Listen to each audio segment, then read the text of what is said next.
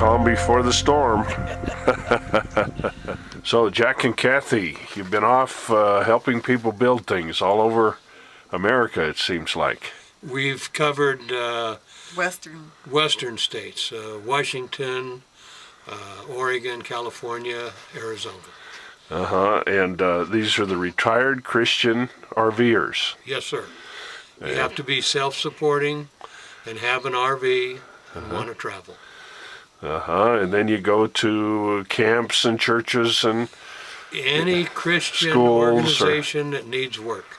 And we never know what we're going to be doing until we get there for sure. We have an idea, but sometimes things change. And the gals pitch in too. If they want to work, they can work 4 hours a day, but if they don't have to. And the men only work 7 hours a day. The women like to work. They're used to working. They're used to working, that's right. And then they have a lovely time together doing lady things too. Sure. Crafts and shopping. So you recommend it? Oh, we highly. do. We definitely do. Yeah, We've met such wonderful people, and we've seen such beautiful things. And to us, it's very uplifting to see how many young people are being led to Christ through some of these camps. Sure.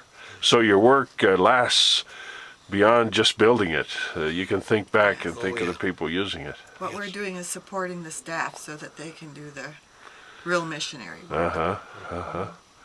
Well, good. Thanks for telling me about it.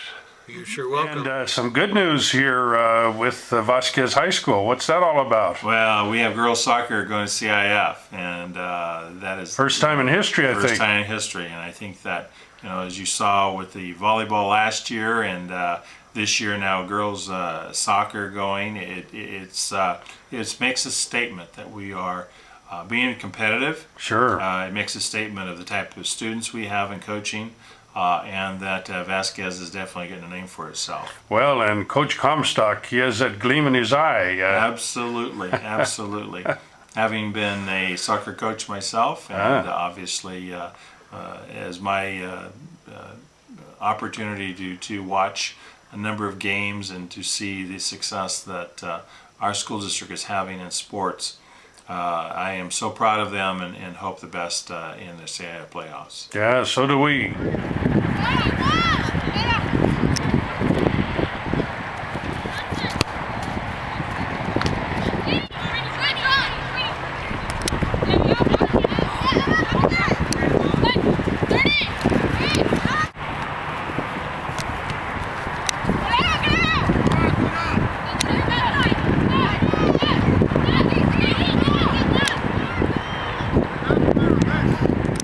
These are cow peppers on Saturday morning, February 7th, 2009. This whole line usually looks green as can be, but because of the snow we had in early January, it cooked all these cow peppers. Well, there always has been a master plan for Agua Dulce. We know that eventually when the economic turn on a positive note, that site will actually have a lot more students than it currently has today.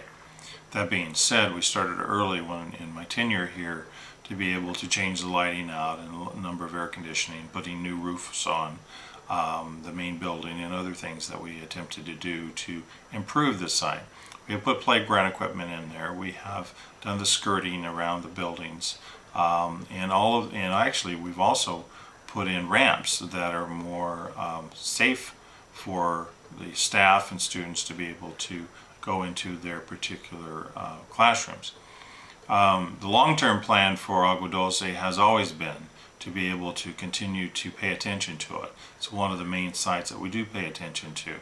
I know that we have passed the bond, and as the voters have acknowledged that, but we are continuing to be positive with Agua Dulce. We're currently painting it. We're going to fix some minor areas in the next week or so to be able to improve the site, and we'll continue to do so.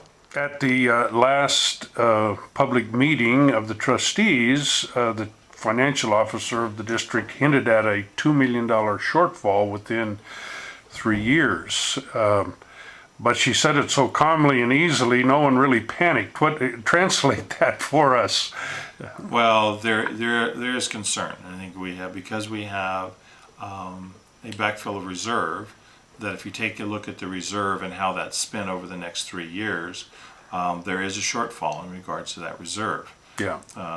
When you take a look at the numbers that come in from a revenue base system that we receive from the state of California, and you translate that over to the economic parallels of the state of California of not having money, it becomes a little bit of a major concern over a 3-year period. Right. However, historically, 3 years is just that. This is a prediction.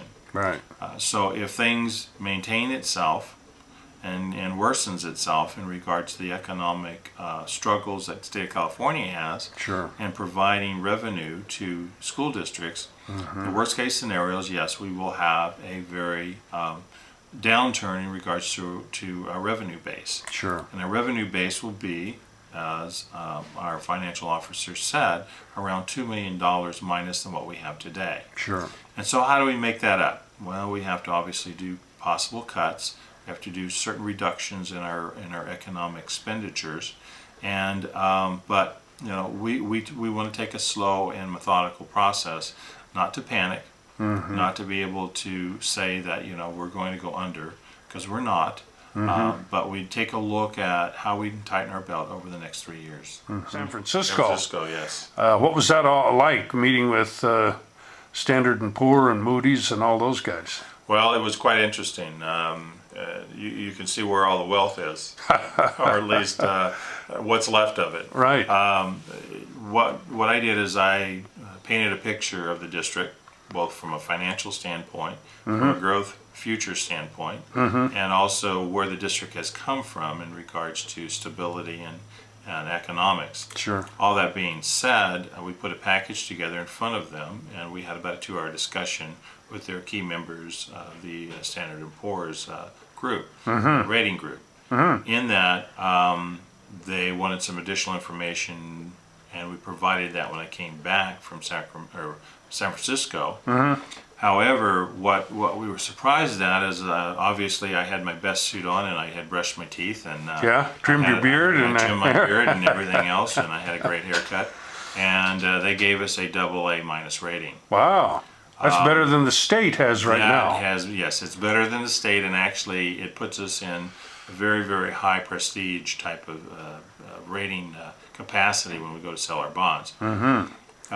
Just to give you a comparison, very few districts have a AA rating. Manhattan Beach, for example, Newport Beach, some of the coast high level cost, I would say Hollywood district, some of the areas that are very influential in the state. To have Acton Agua Dulce come from a B- rating to a AA- rating is once in a lifetime phenomenal. Sure. So I was extremely pleased, and I will be providing that information out to the board at this board meeting.